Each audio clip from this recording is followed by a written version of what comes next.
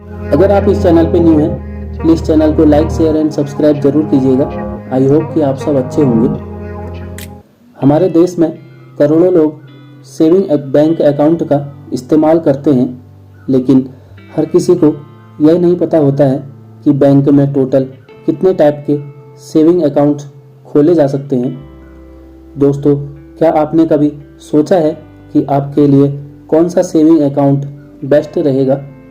तो दोस्तों, ज़रूरत के हिसाब से सेविंग अकाउंट भी अलग अलग होते हैं, जैसे जॉब वालों के लिए, बुजुर्गों के लिए, महिलाओं व बच्चों के लिए।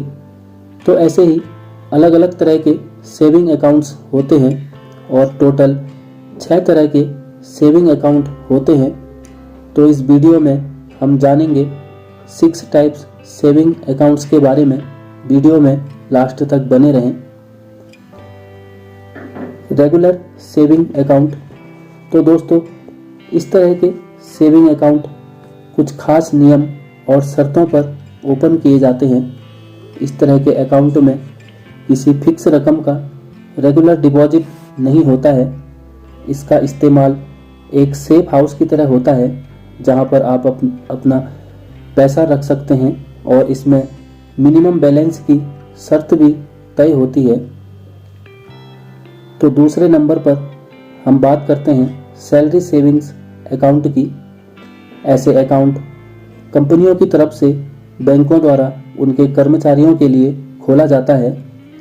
इस अकाउंट का इस्तेमाल कर्मचारियों को सैलरी देने के लिए होता है और इसमें बैंक ब्याज ऑफर करते हैं। तो दोस्तों, इस तरह के अकाउंट के लिए कोई मिनिमम बैलेंस रखने की शर्त नहीं होती है और अगर 3 महीने तक सैलरी नहीं आती है तो यह रेगुलर सेविंग अकाउंट में बदल जाता है। तो अब हम जान लेते हैं जीरो बैलेंस सेविंग अकाउंट के बारे में। तो दोस्तों, इस तरह के अकाउंट में सेविंग और करंट अकाउंट दोनों की खूबियां होती हैं। इसमें पैसा निकालने की एक सीमा तय होती है, मतलब कि लिमिट से ज़्यादा आप पैसा नहीं निकाल सकते। लेकिन इसकी अच्छी बात यह है कि आप पर कोई पेनल्टी नहीं लगती है अगर आपके अकाउंट में बैलेंस कम होता है तो। और चौथे नंबर पर माइनर्स सेविंग्स अकाउंट। यह अकाउंट खास बच्चों के लिए होता है। इसमें मिनिमम बैलेंस रखना कोई फिक्स नहीं होता है।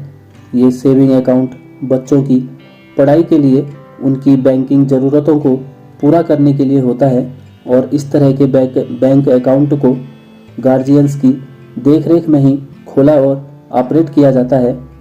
और जब बच्चा 10 साल का हो जाता है तो तब वह अपना अकाउंट खुद ऑपरेट कर सकता है और जब बच्चा 18 साल का हो जाता है तो यह अकाउंट रेगुलर सेविंग अकाउंट में बदल जाता है। और फिर आता है सीनियर सिटीजन्स सेविंग अकाउंट।